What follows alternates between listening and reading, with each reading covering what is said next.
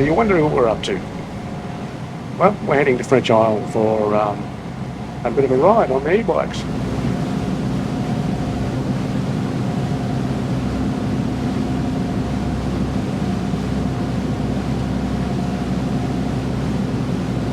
Okay, we're now on French Island. We're on the walkway across the French Island. We've just hopped off the ferry.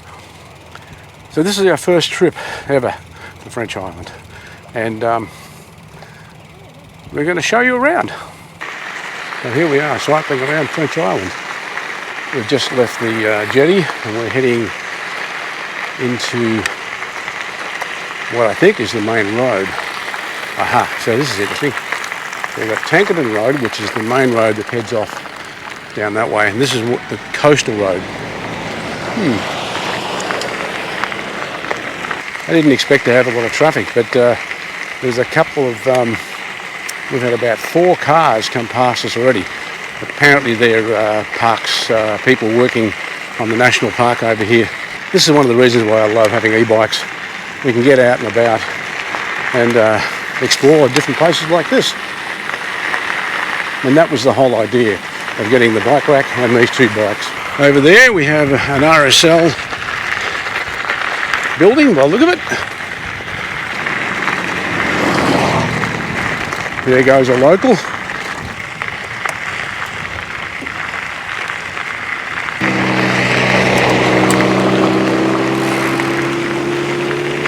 It looks as if that was the cafe with the service station. I think they must have been local, filling up with their fuel. The other thing that strikes me about this place is that you don't realise you're on an island. The landscape is very much what you see around coastal Victoria. I suppose that makes sense. I don't know, I was hoping there might have been something different here in respect to vegetation, but generally there's not. I don't know why, but I had expected the main road to be bitumised, but it's not. I don't think there are any bitumen roads on this island at all. Okay, we're coming down to the edge of the island. So we're looking due south. That'll be the mainland over there. And that'll be Phillip Island over there.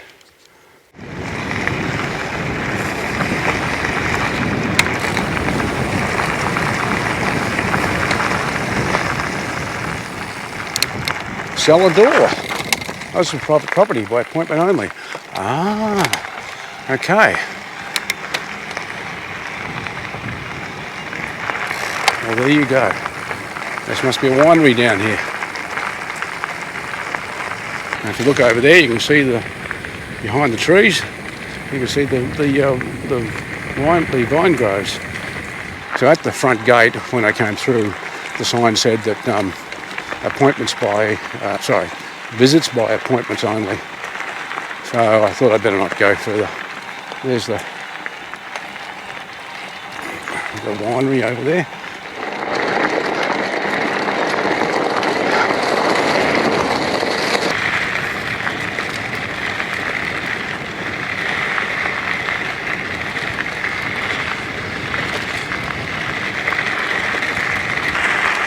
So after exploring that end of the island, I'm now heading down the main road back to the cafe.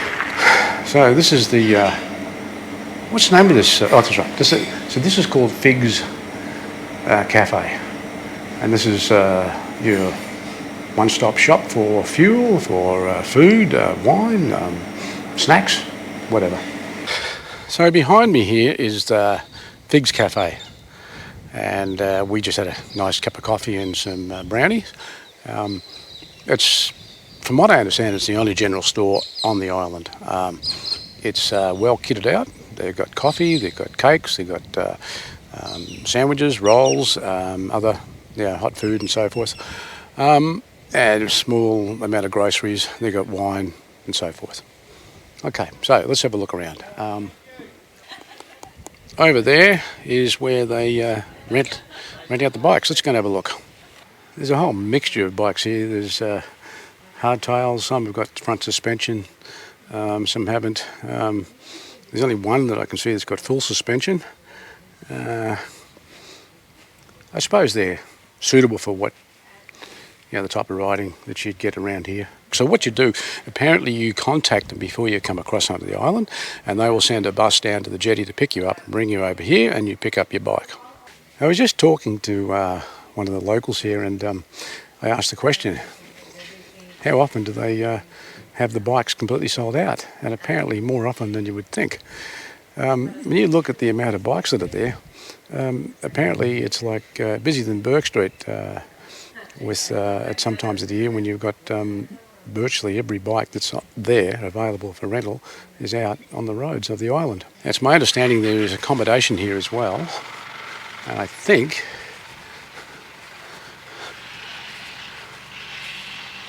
I'm assuming that the accommodation's what that behind us. So this is the accommodation. Looking from the other side, it was a bit hard to tell, but yeah, you've got, by the look of it, 3 different rooms.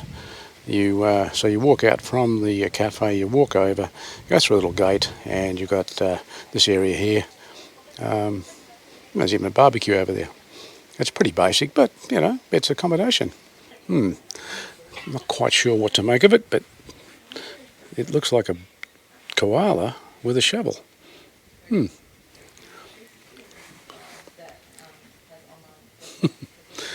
Now, over here, I believe, is the only fuel bowser. And there you have it. The only fuel bowser on the island. Diesel and unleaded.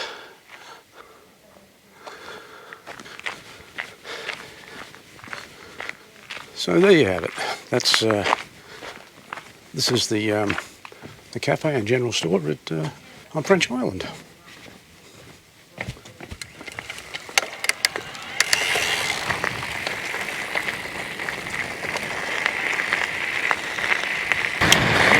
Back on the road again.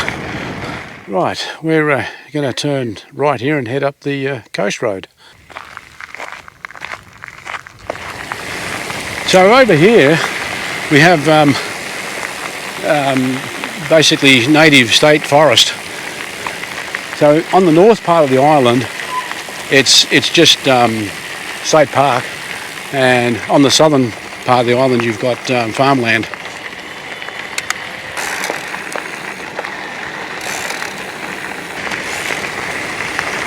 I can't believe it, out here in the middle of nowhere there was a public toilet. So as I just explained, coming along the track there, couldn't believe it, we just found this little toilet block. So that's something else to remember when you're riding around the island. You'll find these pockmarked occasionally, especially around the national park here.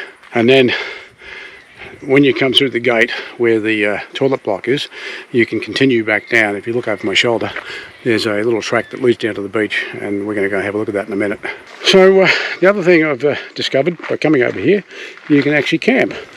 And if you look at this sign, it actually says, have you booked your campsite? So you can see the information on that sign there if you want to come over and book a campsite. And while we're at it, even though you can camp here, but there are absolutely no campfires anytime. So this is the campsite, or the camp area. This is where the camping area is. We'll just swing around, and as you can see over there, there's lots of tables and chairs and campsites. And then over here, we've even got barbecue facilities. So there's the sign that says, "Welcome to French Island National Park, Fairhaven Campsite." And look at this, barbecue facilities. That's fantastic. I really hadn't expected to find anything like this. That surprised me. So, I mean, this is what happens when you visit a place like this. You learn all about it. If you look closely, you don't have to put any money in. You basically got your on-off switch. It auto off after 20 minutes. You wait for the green before you turn it on. So you hold that for 10 seconds, or 6 seconds I should say. And then you've got yourself a barbecue, and you've got 2 barbecues. And oh, look at this! And look at this. There's even a spatula up on the post here. Bin, virtually everything you want. Table, chairs nearby. Oh, and there's even a light. Look at that. Pretty impressive. Not bad, actually. We might go for a wander down the beach now. So, you've got the barbecue thing over there, and you're walking down this little track, and this is what you see. Okay, as we scan across, right in front of us now, we're looking across to Blue Scope Steel and Hastings just over there. And so we live in Somerville, just up the road there. You've got this nice long stretch of beach, both directions.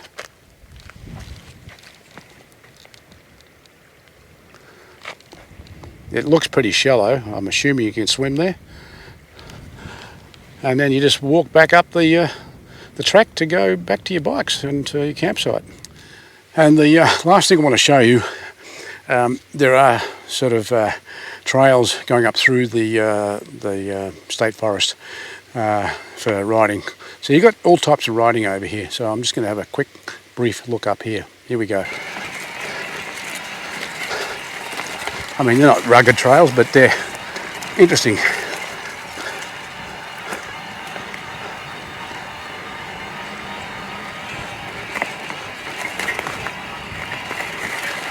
Got all the ferns on either side. Makes it really interesting.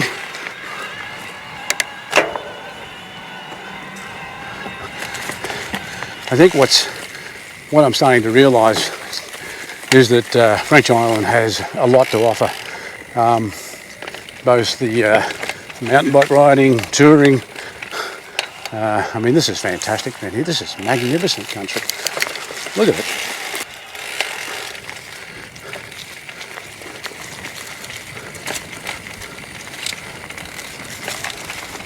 So that's enough of this trail. I mean, I just wanted to give you a brief sort of experience of what it's like here.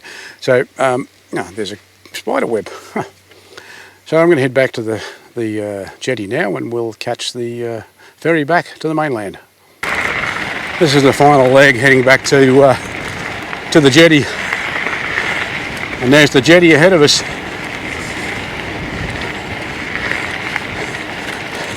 See these cars on the side of the road? I was talking to one of the locals, and apparently these cars belong to locals who live on the island. When they head over to the mainland, this is where they park their cars. So that's the end of our little tour of French Island. I hope you found it interesting. We're just waiting for the ferry and we'll head home. So until next time, thanks for watching. See you later.